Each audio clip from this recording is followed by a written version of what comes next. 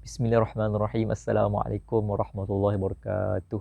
Alhamdulillah, kita sama-sama panjatkan kesyukuran kepada Allah SWT kerana sehingga saat ini kita masih lagi berpeluang untuk bersama-sama dengan Ramadan 1443 Hijrah. Ramadan sangat sinonim dengan Al-Quran.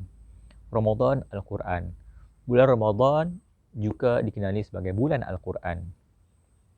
Jadi pada kapsul Ramadan kali ini kita sama-sama hendak menelusuri apakah itu Al-Quran. Al-Quran ialah kalamullah, kata-kata Allah yang diturunkan kepada Nabi Muhammad SAW melalui malaikat Jibril AS, diturunkan di dalam bahasa Arab. Al-Quran diturunkan secara mutawatir dan dikira ibadah sesiapa yang membacanya. Ada 6 poin penting dalam definisi Al-Quran. Tuan-tuan, para pendengar, para penonton sekalian, di Malaysia kita menyambut peristiwa nuzul Al-Quran. Apakah maksud nuzul Al-Quran? Nuzul Al-Quran bermaksud peristiwa turunnya Al-Quran. Pada 17 Ramadan, ketika umur Nabi Muhammad SAW 41 tahun, maka berlaku satu sejarah, iaitu sejarah kali pertama Al-Quran diturunkan daripada Baitul Izzah kepada Nabi Muhammad SAW. Maka bermula saat itulah Al-Quran diturunkan secara mutawatir, Al-Quran diturunkan secara beransur-ansur sampailah 23 tahun penurunan Al-Quran, maka lengkaplah Al-Quran. Ayat yang terakhir daripada diturunkan Al-Quran ialah daripada surah Al-Baqarah ayat 281. Selepas 23 tahun maka lengkaplah Al-Quran. Al-Quran yang lengkap itu mengandungi 30 juzuk, mengandungi 114 surah, mengandungi 6,236 ayat. Maka Al-Quran inilah yang kita gunakan, yang kita guna pakai sehingga saat ini Al-Quran yang sama juga yang telah diturunkan kepada Nabi Muhammad SAW. Al-Quran juga dikenali sebagai nama Al-Furqan, juga dikenali sebagai nama Al-Haq, juga dikenali sebagai nama Al-Zikri, juga dikenali sebagai nama Al-Kitab. Maka inilah 4 nama Al-Quran yang disebutkan oleh para ulama. Para penonton, para hadirin sekalian, jika kita lihat Al-Quran yang mulia itu, Al-Quran yang mulia diturunkan kepada siapa? Diturunkan kepada Nabi Muhammad melalui malaikat Jibril.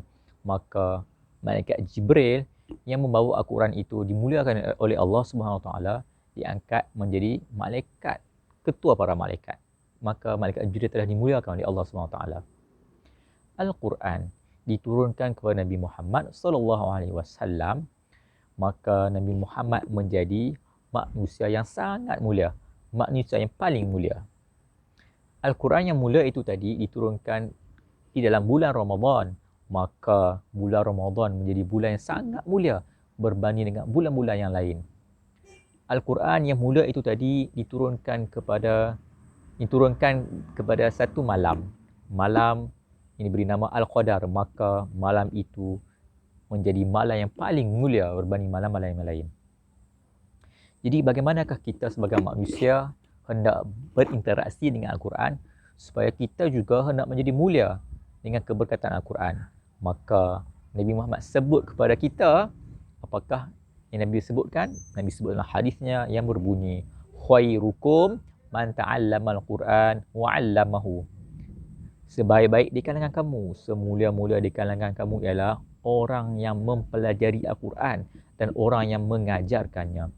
Maka kita faham di sini sebagai umat Islam, apakah KPI kita? Hendak menjadi mulia, KPI kita ialah sejauh mana kita mempelajari Al-Quran, sejauh mana kita mengajarkan Al-Quran, maka kita akan dianggap oleh Allah Subhanahu Wa Taala sebagai insan yang mulia, insan yang terbaik. Jadi mudah-mudahan dengan keberkatan Ramadan kali ini kita gunakan sama-sama, kita mendekati Al-Quran. Mudah-mudahan kita menjadi mulia dengan Al-Quran.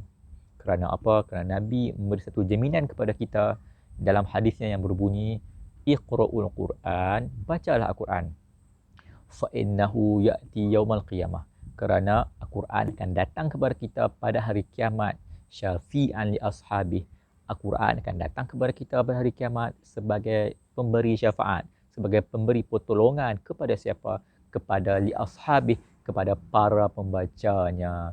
Mudah-mudahan kita menjadi pembaca Al-Quran, kita akan diberi syafaat oleh Allah Subhanahu Wa Taala. Mudah-mudahan kita menjadi sebaik-baik manusia yang disebutkan dalam hadis tadi. Mudah-mudahan Ramadan kali ini menjadi bulan untuk kita mendekati Al-Quran.